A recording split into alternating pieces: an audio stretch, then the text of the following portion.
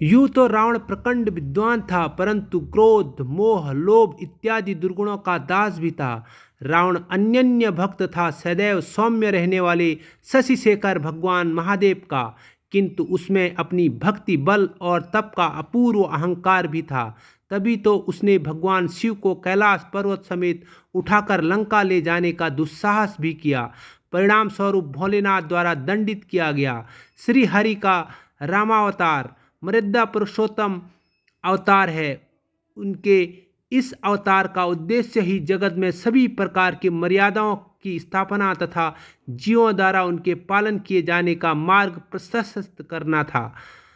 भगवान राम की लीलाओं की भूमिका पूर्व सुनियोजित थी। रावण को मात्र एक किरदार था, एक माध्यम था मर्यादा की स्थापना का, और प्रभु की इस लीला में उसने सीता हरण कर अपनी भूमिका निभाई। जब रावण के कुकृत्यों का भार धरा पर इतना बढ़ गया कि उसे मुक्त करना आवश्यक हो गया था, तब प्रबाध्य श्री प्रेरणा से उसने ऐसा किया। सरल भाषा में कहें तो विनाश काले विपरीत बुद्धि। भगवान राम जब श्रीलंका में रावण से युद्ध करने पहुंचे तो उनके पास विशाल वानर सेना थी, जिसके साथ उन्होंने युद्ध जीता। फिर ये कहाँ गायब हो गई? इस सेना का फिर जिक्र क्यों नहीं आता? क्या आपने कभी सोचा है, श्रीलंका में रावण के खिलाफ युद्ध जीतने के बाद भगवान राम की विशाल वानर सेना कहाँ चली गई? फिर उनसे कोई लड़ाई क्यों नहीं लड़ी? ये सेना कहाँ गायब हो गई? राम के पास एक ऐसी सेना थी जिसने इससे पहले शायद ऐसा कोई युद्ध नहीं लड़ा था। युद्ध में वो पारंगत भी नहीं थी। दरअसल राम की ये सेना आनन फानन में ही बनी थी। ये बानर सैनिकों वाली सेना थी। रावण के पहले इस सेना की हंसी उड़ाई, फिर राम की बानर सेना से दुश्मनों के छक्के छुड़ा दिए। ये युद्ध जीता, लेकिन इस शानदार विजय के बाद बानर सेना का क्या हुआ, ये किसी को नहीं मालूम। भगवान राम जब युद्ध करने के लिए लंका पहुंचे, उन्होंने रावण की मजबूत सेना के खिलाफ युद्ध शुरू किया तो उनकी सेना में केवल बानर थे। इस सेना को राम और लक्ष्मण ने मोटे तौर पर दीक्षित किया। युद्ध में जीत के बाद ये लंबी चौड़ी सेना कहाँ चली गई, इसका कोई जिक्र क्यों नहीं मिलता? वाल्मीकि रामायण के अनुसार रावण युद्ध में बानर सेना की महत्वपूर्ण भूमिका थी। सवाल यह है कि जब श्री राम ने युद्ध जीत लिया, वह इसके बाद अयोध्या आ गए, तो बानर सेना का क्या हुआ?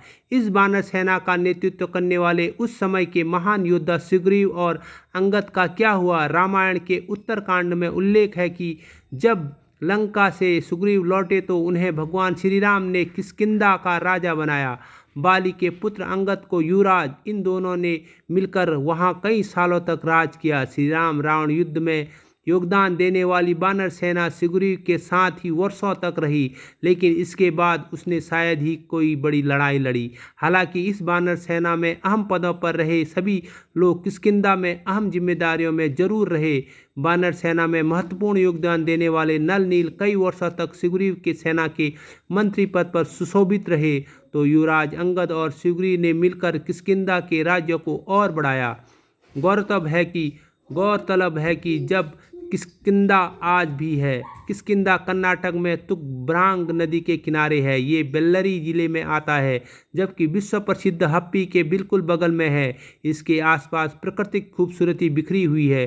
किष्किंधा के आसपास आज भी ऐसे कई गुफाएं हैं जगह है जहां राम और लक्ष्मण रुके थे। वहीं किष्किंधा में वो गुफाएं भी हैं जहां बानर साम्राज्य था। इन गुफाओं में अंदर रहने की खूब जगह है। किष्किंधा के ही आसपास काफी बड़े इलाके में घना वन फैला हुआ है, जिसे दंडक वन का दंडकारण्य वन कहा जाता है। यहाँ रहने वाले ट्राइब को बानर कहा जाता है, जिसका अर्थ होता है वन में रहने वाले लोग।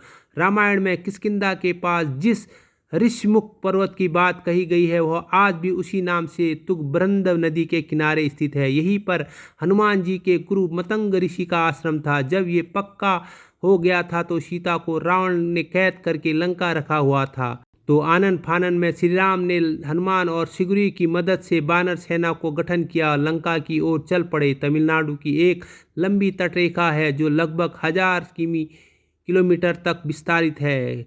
कोड़ीकरमी समुद्र तक के दक्षिण स्थित है, जो पूर्व में बंगाल की खाड़ी और दक्षिण में पाल्क स्टेट में घिरी हुई है। यहाँ श्री राम की सेना ने पड़ाव डाला। श्री राम ने अपने सेना को कोड़ी करवई के इकट्ठा करके सलाह मंत्रा की। इसी बानर सेना ने फिर रामेश्वर की ओर कूच किया, क्योंकि पिछली जगहों से समुद्र पार होना मुश्किल था। श्री राम ने रामेश्वर के आगे समुद्र में वह स्थान ढूंढ निकाला जहाँ से आसानी से श्रीलंका पहुँचा जा सकता हो। इससे बाद विश्वकर्मा के पुत्र नल और नील की मदद से बानरों ने पुल बनाना शुरू कर दिया। बानरों सेना में बानरों के अलग थलग झुंड थे। हर झुंड का एक सेनापति था, जिसे यूथपति कहा जाता था। यूथ अर्थात झुंड।